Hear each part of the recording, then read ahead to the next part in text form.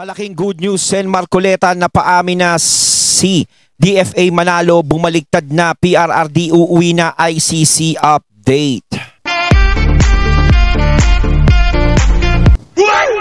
Ayan, syempre itong balitang ating matutunghayan ngayon ay nagmula kay Pinas News Insider. At ito po ang inyong lingkod na si BT na magbibigay ng reaksyon at komento dito sa video na ating matutunghayan ngayon.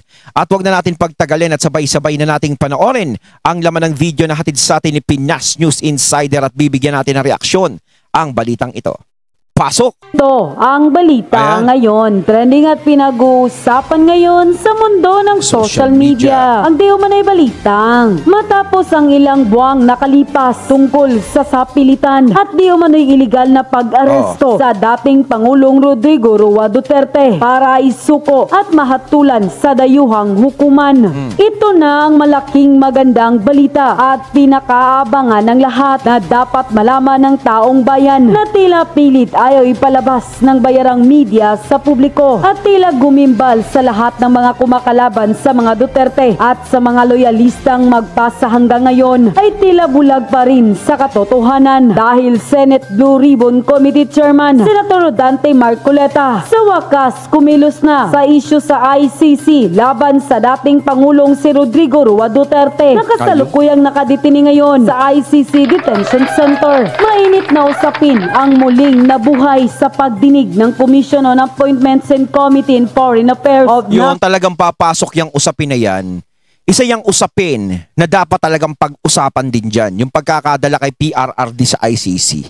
National Defense kamakailan lamang at isa nga sa mga natalakay nito ay ang kaso ni dating Pangulong Rodrigo Roa Duterte sa International Criminal Court o ICC. Pero bago ang lahat, kung bago ka pa lamang sa aming channel, please huwag kalimutang mag-like, subscribe at i-click ang notification bell para mas maging updated ka pa lalo sa lahat pa ng bagong video na i-upload namin. At ito na nga mga kababayan, ayon pa sa nasabing report, Marcoleta, dapat sa Pilipinas dininig ang kaso ni Duterte. Iginiit ni Senator Dante Marcoleta na dapat sa Pilipinas isinagawa ang anong paglilitis at parusa kay dating Pangulong Rodrigo Duterte sakaling mapatunayang may sala at hindi sa daheg Netherlands kung saan siya'y kasalukuyang nakadetine sa kasong crimes against humanity. Giit ni Marcoleta, sa ad interim appointment hearing ng DFA, hindi sinunod ng ICC ang sarili nitong mga regulasyon sa pag-aresto. Aniya, may umiiral na batas sa bansa na nagsasabing saklaw pa rin ng lokal na jurisdiction ang mga kasong tinuturing na international crimes. Umaasa ang senador na matatanong ni dating DFA Secretary Enrique Manalo na ngayon ay permanent representative ng Pilipinas sa UN sa New York kung naging regular ang proseso o dapat ba itong masusing repasuhin, unquote. Komento pa. Ayun, tama naman yun, no?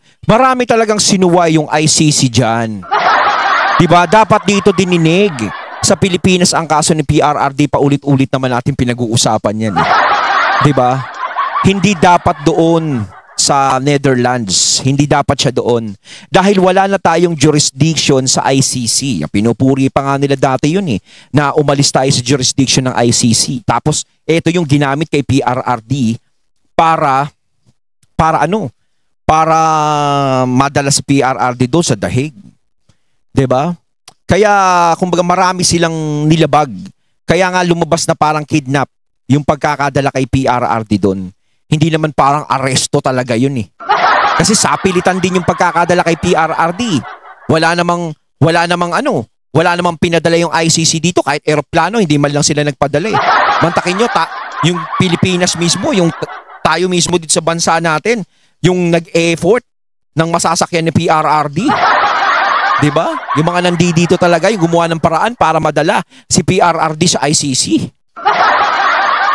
Kasi alam naman nila kasi dito, kapag dito sa Pilipinas dininig yung kaso ni PRRD, alam nila maaabswelto si PRRD. Di ba? Alam naman kasi na tama naman yung ginawa ni PRRD. At alam nila na tama naman yung kinakalaban ni PRRD. Di ba? Hindi mananalo yung gusto nilang mangyari. Kaya mas maganda doon sa ibang bansa nila ipadala, doon sa nauto nila. Di ba?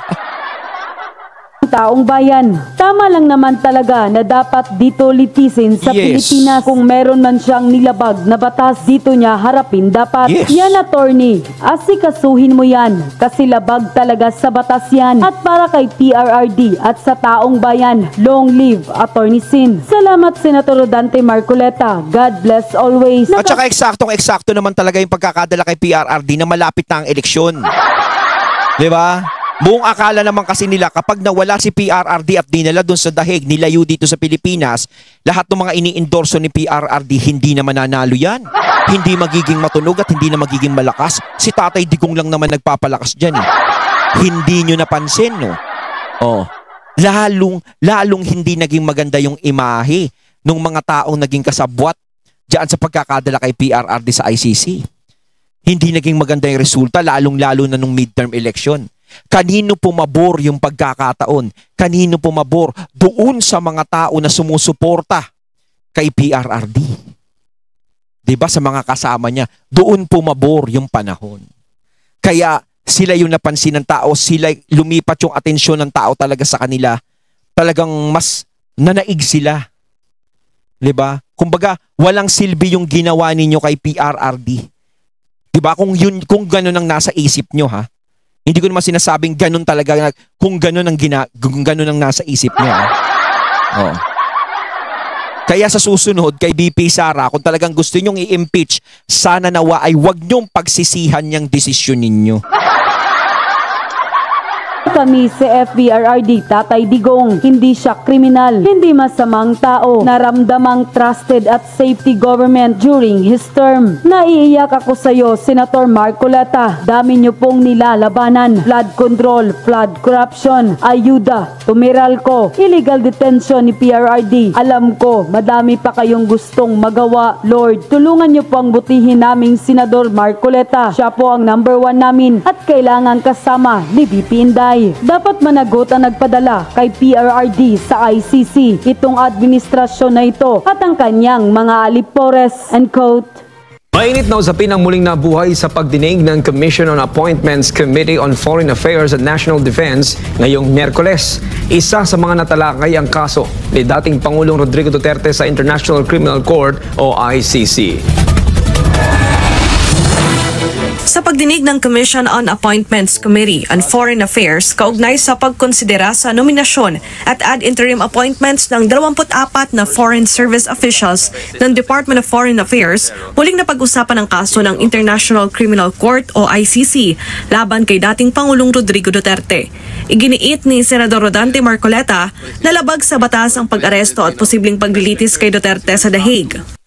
Ambassador, in my humble personal view, the arrest, the detention, and the potential prosecution of former President Duterte in The Hague is illegal. We request that the question Well, I'm basing my opinion within the limits and context of the Rome Statute. I'd like to find out, given your next position as the permanent ambassador, Philippine ambassador to the United Nations, will you be in a position to navigate within the context of international law, whether or not we will find support in expressing my opinion that it is indeed illegal? Stage in the future. Kasunod nito, ipinaliwanag ni Foreign Affairs Secretary. Talagang galing talaga ni Senator Marcoleta, no? Talagang lahat ng mga kaso, lahat ng mga sa gobyerno, talagang iniisa-isa niya ng imbestigahan. Ganyan yung maganda talagang senador. Nakikita natin na hindi lang puro forma, hindi yung puro display lang. Nakikita natin si Senator Marcoleta, kinikilusan niya isa-isa. Parang pinagsasabay-sabay niya pa nga eh. 'Di ba? Yun talaga, yung talagang nakaupo na talagang hindi na sayang. Talagang masasabi natin hindi na sayang yung boto namin sa taong to. No? Sino-sino pa kaya yung pwedeng maging katulad niya? Alam natin may mga katulad niya pa. No? Lalong-lalo na, syempre, may mga bagong tatakbo. Kaya sa 2028 mga katunay, mas maganda kung mapagbigyan natin yung iba. 'Di ba? Enrique Manalo na hinirang bilang permanent representative ng bansa sa United Nations ang posisyon ng Pilipinas kaugnay ng ICC. The Philippines is not a member of the ICC. Oh. So we have actually no official contact with the ICC. But nevertheless, the Philippines will always remain committed to all the human rights conventions and agreements that we are parties to. We will also, of course, follow our own national domestic law. And it's in that context that we will work to see how we can promote the various commitments that all countries have to human rights convention. Gate pa ni O yan, DFA na yung nagsabi, wala tayo ng kahit na anong dito ng di ba? Na wala silang jurisdiction dito sa Pilipinas. Sila na mismo, siya na mismo ang nagsabi, lumabas na mismo sa bibig niya. So ang lumalabas dito is illegal. Talaga yung pagkakadala kay PRRD. Marcoleta ayon sa prinsipyo ng complementarity at nakasaad sa Republic Act 8591, anumang kasalanan ng isang Pilipino kahit maituring na international crime ay dapat titisin sa loob ng bansa. So dapat sana ang naunang, kung mayroong pagkakasala, yung ating nakaraang Pangulo, dito siya dapat na-arestuhin, dito siya dapat litisin at hatulan mismo ng ating sariling mga batas. The ICC itself did not observe its own regulation, its own rules. At meron naman po tayong domestic law, hindi po ako nagkakamali. This is Republic Act 8591 na sinasabi po doon ang nagkasalang isang Pilipino, kahit na yung pagkakasala niya ay tinataguri ang international crime at lahat ng kauri nito, ang jurisdiction dito pa rin sa ating bansa. Yes. Binigyan din pa ng Tsaka tama naman. Meron tayong gobyerno di ba? May gobyerno tayo dito. Yung mga ginagamitan lang ng ICC siguro, yung mga walang gobyerno na bansa. Parang minaliit naman natin yung korte sa atin. Parang ano tingin nyo sa korte sa atin, bobo? Yung korte sa atin walang silbi. Parang ganun di ba? Tsaka si PRRD naman is talagang aminado naman siya na kung talagang may kakaharapin siyang kaso, talagang haharapin niya basta dito sa Pilipinas. Hindi niya aatrasan yan. Diba? At saka may korte tayo dito na dapat nating pagkatiwalaan yung Supreme Court. Diba? Diba? Talagang katiwa-tiwala sila. So parang ang nangyari, minaliit sila dito. Yung kakayahan ng Supreme Court, binastos. Diba? Harap-harapan silang sinampal na kailangan si PRRD doon litisin kasi dito hindi kaya. Talagang hindi kaya dito. Alam nyo kung bakit? Hindi kaya talaga. Hindi nyo mapapakulong si PRRD dito kasi alam naman dito na wala naman siyang nilalabag na batas at alam naman natin na tama lang at para sa mga tao yung ginawa niya. Para sa kaligtasan ng lahat.